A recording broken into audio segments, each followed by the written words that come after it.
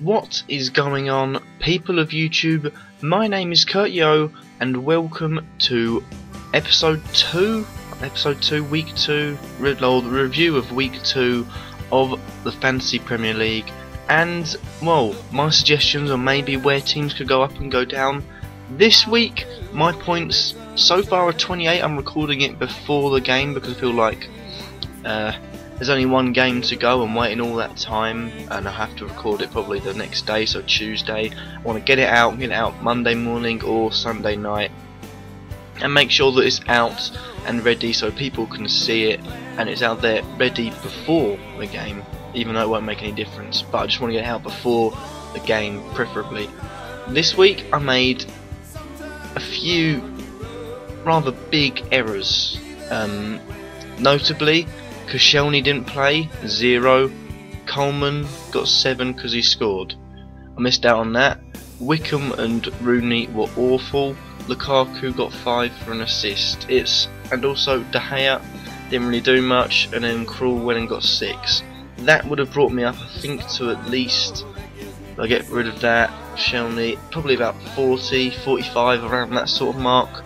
But at the moment, 28 with these two to play. I think Henderson will get me, at least they'll probably both get me another 2 points each, so that's 32 at the minimum. I think Silva will do something, and I'm really hoping that Henderson does something, but I messed up, and I feel like the team needs to be changed. I feel like at the moment, unless United sign 3 defenders, or get Rojo to sign, and then sign 2 more defenders, and then sign a right wing back and a left wing back, De Gea will probably not get a clean sheet week in, week out. So I'm always sticking to the philosophy of these, of playing my wild card at the end of the transfer period, but I'm really debating whether I should bring it in now, but I'll just go on the transfers.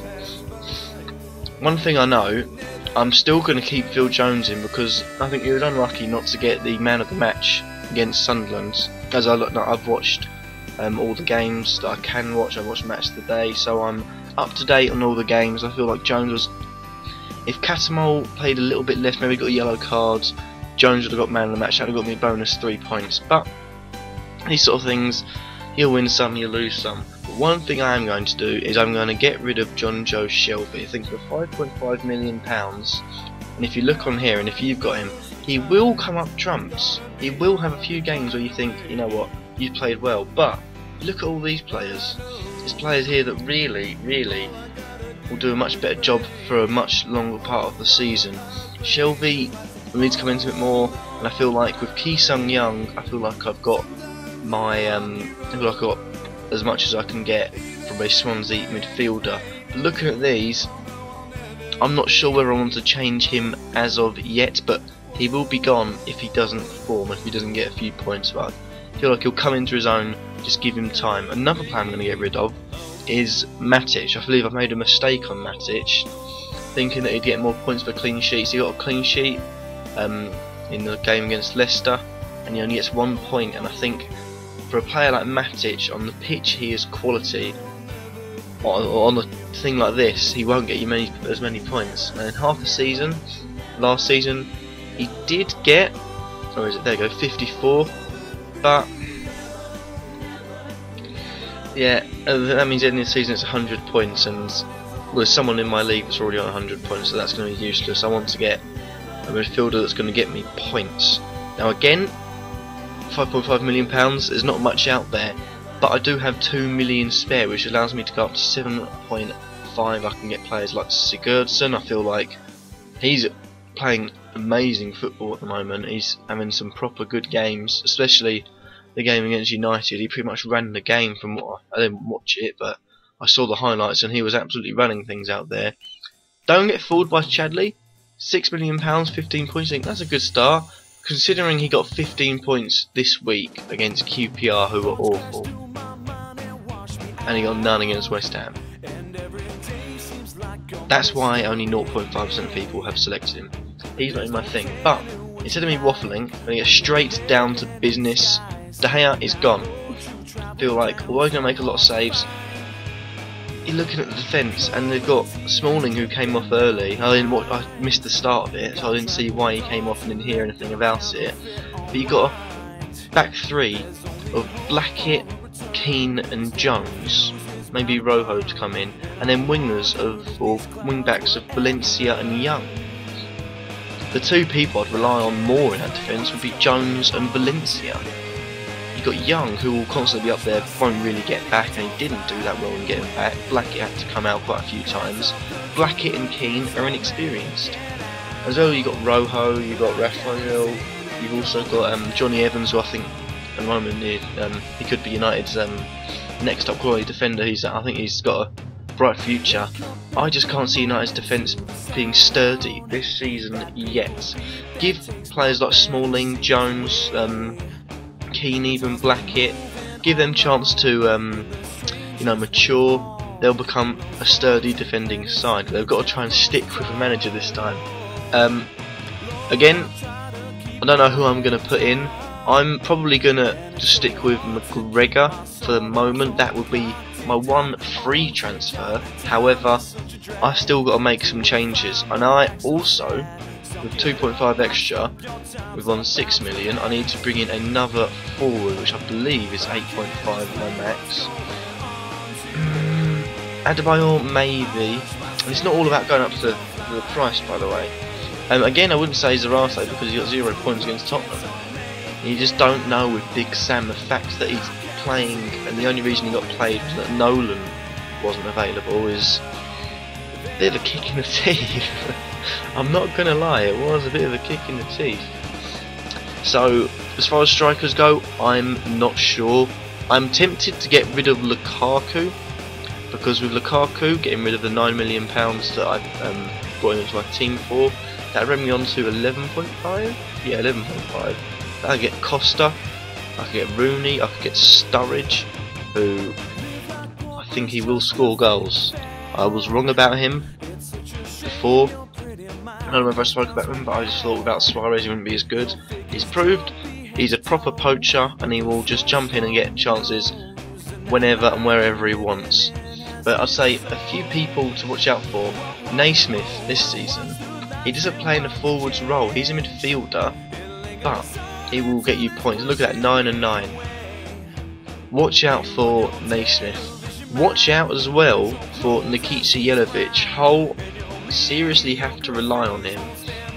And with Shane Long, £12 million, I'm sorry, that's a joke. With Shane Long gone, with Shane being long gone, oh yeah, I should just not talk anymore. But with Shane Long gone, it makes me laugh. Jelavic will be one to maybe get a few goals, and he's a poacher. He's pretty much a shit version of Miroslav Klose, but he does a Miroslav Klose job. Now, one thing I do want to look at before I end it off is Dia. If you put him in your team and he's your captain, you're raking in the points. He's on 29 already. Don't be fooled by that though. He's a defender. He's got 2 goals. Don't expect him to go and do that every game and you get like 300 points off him. Now, I am going to make a few changes for the ending of this. I'm sorry if I've waffled on. One of them being Matic is going to come out, and for 5.5 million, I'm going to actually play. No, I'm going to play my wild. I can't play. Why can't I play the wild card?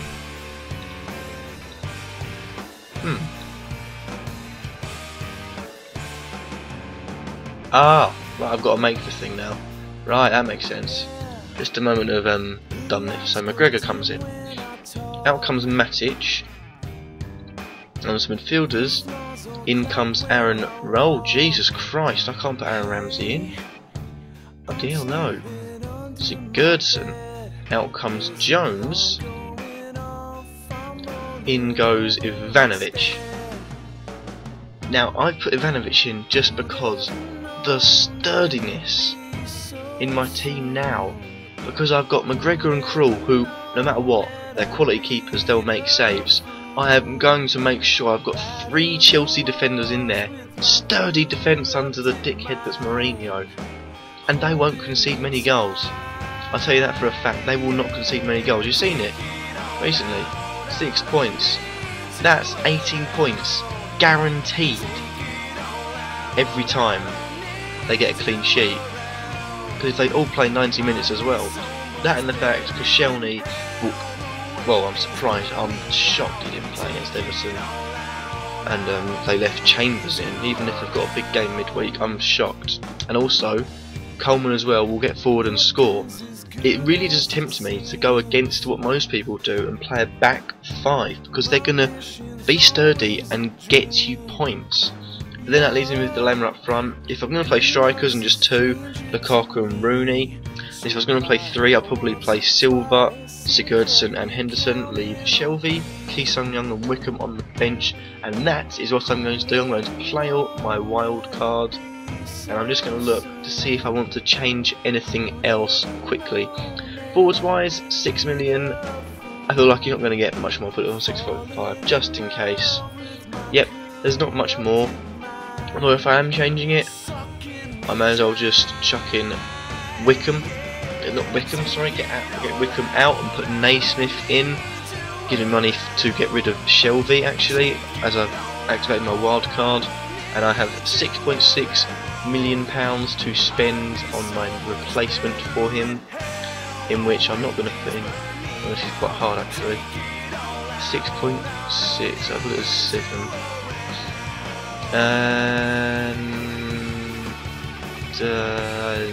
it's so tough. I can't keep Shelvey. What am I talking about? He's dreadful at the moment. I've already put Sigurdsson in.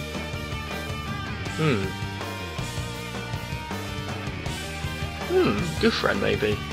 Gouffran? No. Kurtyoy?